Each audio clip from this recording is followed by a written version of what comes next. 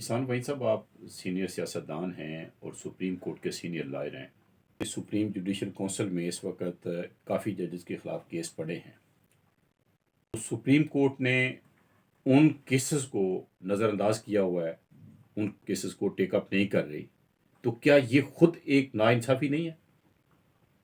ये भैया साहब बहुत बड़ी नाइंसाफ़ी है कि वहाँ उस सुप्रीम जुडिशल काउंसिल में इसलिए केसेस भेजे जाते हैं कि ताकि इंसाफ हो। तो वहाँ पर वो पड़े हुए हैं, कई केसेस पड़े हुए हैं, इसलिए ये लोग देखते हैं एहतसाब किस जज का करना है, किसका नहीं करना।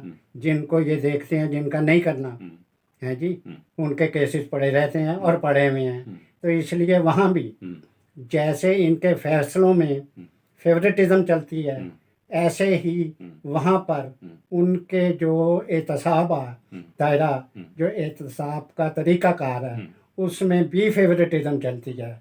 उसी के मुतल्लक फ़ैसला होता है जिसको ये निकालना चाहते हैं, और ये बहुत उसी को निकालते हैं कि जो जज अभी तक वो महसूस होता है कि ये जज ऑनेस्ट था, लेकिन ये जो कुछ जुडिशरी में हो रहा है उसके खिलाफ बोलता था, तो इसलिए उसको निकालते हैं। तो क्या ये समझा जाए कि इन जजेस से, इस कोर्ट से पाकिस्तान की अवाम इंसाफ की तवक्को नहीं कर सकते?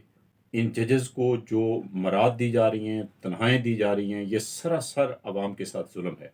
ये बहुत बड़ा जुल्म है मियाँ साहब। इनको अवाम, तो हम तो आज कह रहे हैं, अवाम बहुत पहले फैसला कर चुके हैं कि ये जजेस हमें इंसाफ नहीं दे सकते। जिन आप हैरान हो गए, जिन अदालतों में रिश्वत चलती हो मियाँ साहब, ये आम हर बंदे से, जो यहाँ के अवाम 22 करोड़ अवाम है, किसी से रास्ता चलते हुए पूछ लें, वो कहेंगे नहीं जी ये रिश्वत लेते हैं। जिस जुडिशरी में नीचे अदालत से लेके मैजिस्ट्रेट से, सिविल जज से लेके अपवर्ड है जी, वहाँ रिश्वत चलती हो और रिश्वत के ज़रिए फ़ैसले होते हों, तो वहाँ पर ये कैसे इंसाफ मिल सकता है। इसलिए इस मुल्क में इस गरीब लोगों को, क्या आवाम को, सिवाय उन मुक़्तदर लोगों के कोई इंसाफ नहीं मिल सकता।